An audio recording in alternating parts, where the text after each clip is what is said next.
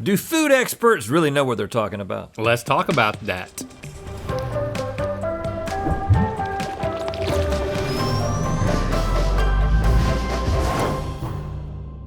Good mythical morning. As a man who takes food very seriously, one of the most important decisions I can make is choosing where to go for dinner.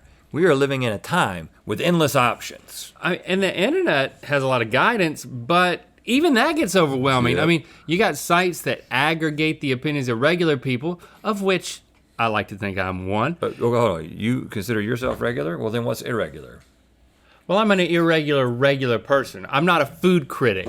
What I do is closer to just leaving reviews on Yelp. That kind of regular. In contrast, there are sites full of pro-food critics, of which I am not one, Yes. whose reviews should technically be the most knowledgeable, like The Infatuation. How am I supposed to know who to trust, the people or the pros? Okay, that's a good question, which is why today we're gonna figure it out. It's time for Who Loved This Food?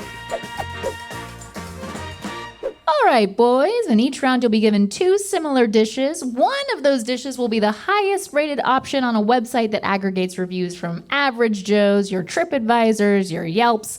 The other dish will be determined by the best. TripAdvisor is great for restaurants. I discovered that recently. I didn't know that. Yeah. I just said the other dish will be determined by the best, and I didn't mean to say that. But you were having another conversation, so it totally worked out. Yes, the other one is the best, determined by food critic experts on websites like The Infatuation, Eater, Time Out, etc. You'll taste both, and you'll decide your favorite. And by the end of this whole thing, we're gonna see which side can really be trusted. Starting with pizza. And these are pretty similar. We've got some basil and some sun-dried tomatoes. That is some dark basil. Is that because it's fire roasted?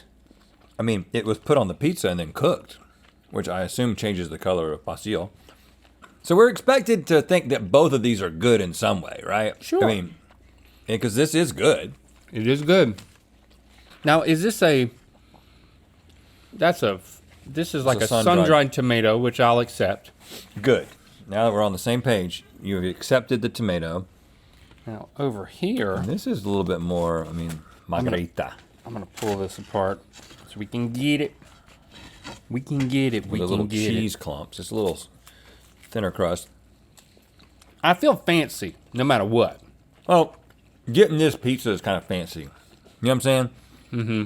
When you don't just put a lot of meat on it, like what I usually do, When the cheese you're already a little fancy. doesn't cover the entire top of a pizza, you know you're in fancy territory, which is strange to me. This one's got cheese in more places. Okay, I know which one I like more, and I actually think I like it quite a bit more. Okay. 3, 2, 1. Wham! Wham! Wham! Got it. This is a regular guy. Yeah, this right here is, it's got more cheese, which is basically my deciding factor. I thought it went not horrible I over thought here. it went beyond just the cheese, and I thought that the level of flavor was like 2x on this one versus this one. Yeah, because the cheese is 2x too. Okay, well, let's start on Link's side. This is the margarita pizza from Pizzeria Bianco for $24. It was the best pizza in LA according to the experts, with the highest rating on The Infatuation's best pizza places in LA. The website said Pizzeria Bianco is able to make the thinnest crust imaginable without compromising any of that great bready chew we crave. It is very, very thin. And on Rhett's side was the margarita pizza from the Luggage Room for $17 with 4.5 stars. This is the top result when searching for the best pizza in Los Angeles on TripAdvisor. That's in Pasadena, right? I think it's Yeah. in Pasadena. I've been there. It's good. I left one juicy tidbit for this moment exactly because you both chose the people's dish in this round. You get to celebrate with a man of the pizza. Yeah, we get it. Yeah, man of the pizza. Man of the pizza, all right. Man of the people. Oh. Our old-timey chimney sweep. Come on out. Hello. We're supposed to dance with You this can guy? dance too, please. I don't want to be alone. Well, the song ended. Yep. Well, maybe next time. All right, well, next time, yeah. You look great, Chase. Yeah, Thank you. Wow. Okay. We're men of the people. Yeah. We thought it was a show. Dinner and a show. Sorry. Burgers. Yes. Well, that one's very big and very lettucey. Let's start here with something more manageable. You know what burger reminds me of? Oh, don't say The it. death of Michelle. Oh, don't. Yeah. I'm gonna have trouble not eating that, this. Not that the dance reminded me too, but I'm gonna have trouble eating this now. But you know what? We are on the case. We are turning over every stone to try to bring justice, to serve justice to Turns whoever out- took out Michelle. some of those stones are cow pies. And we didn't know that. Right. Now this looks a lot better than this. Got a potato bun. Oh yeah. Got a relatively thin patty and a lot of sauce. It appears to be is it a smash burger? Good gosh, is that just mayonnaise? Let's give it's it a not shot. a smash burger, but it's closer to one. It's good. It's actually getting better the more I taste it. Now this one, They haven't thrown too much at that.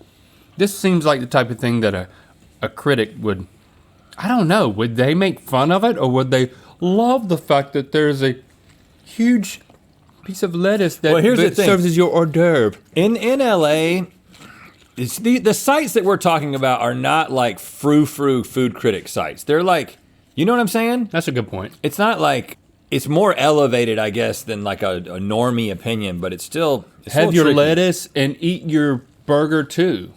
I just don't know about this lettuce on the bottom. And where's the cheese, Holmes? This is a cheeseless burger, isn't I'm really it? thinking about Michelle now. Look at that. I gotta come back to this one. This is good. I like the even the grilled mushrooms. The lettuce is just over the top, and I mean, who wants exploding lettuce? They're both pretty good burgers. I think I like one a little bit more. I've eaten some really good burgers in this town, and This is- neither one of them are here right now. Yeah, I 100% agree with that. 3, 2, 1. But I got to go with this one. I think this one's actually a little bit better. Oh, splitsies. Okay, we'll start with Rhett's side. This is the single burger from Everson Royce Bar for $11. It was the best burger in LA according to the experts. It's featured on countless best of burgers in LA lists, including Food Network, whose critics called it classically appealing. And then on Link's side is the one burger from the Morrison for $25. The best burger in LA according to the People. The Morrison has 4.5 stars and over 6,000 reviews on Yelp, with one reviewer claiming it was by far the best burger they've ever had. I wouldn't say that, because I like this one more. Well, you're so but you're- not a whole lot more. I mean, it wasn't like, oh man, it's so much better than what you would get at. I mean, you didn't hear it from me, but I'd take Shake Shack over both of these any day. Yeah, for real. Well, you get to dance with a chimney sneak. Do I? Sneak. Like, Oh, God. It's me. It's Yeah, me. now you dance with me.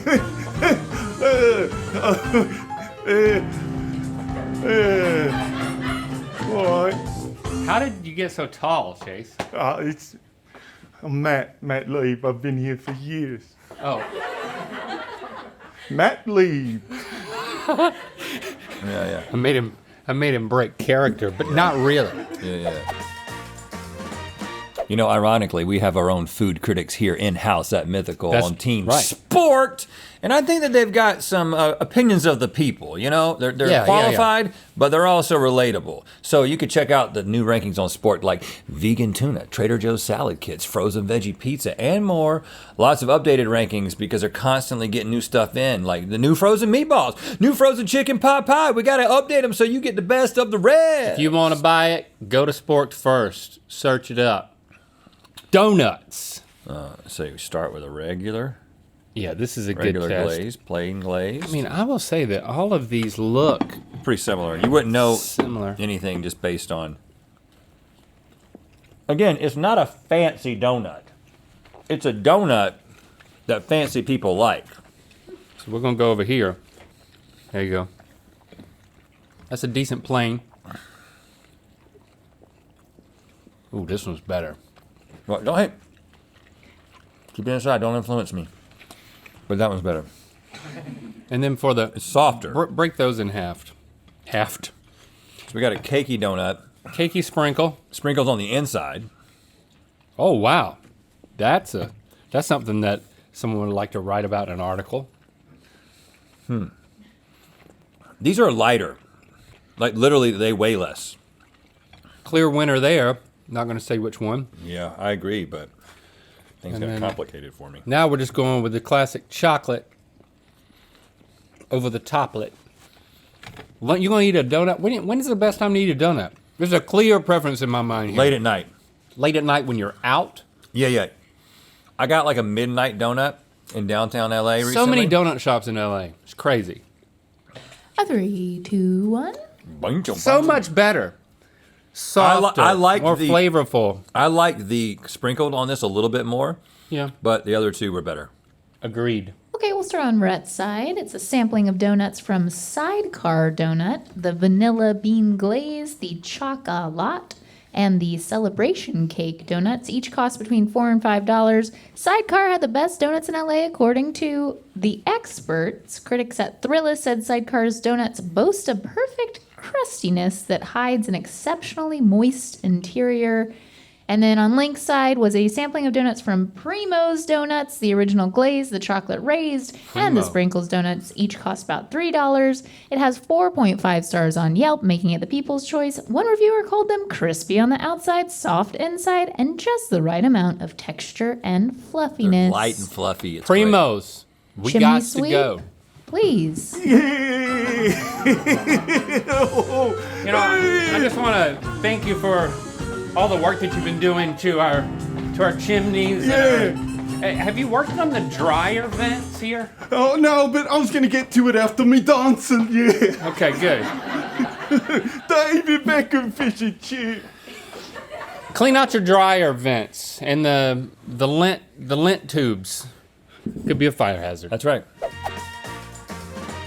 Ramen! We come running for the ramen.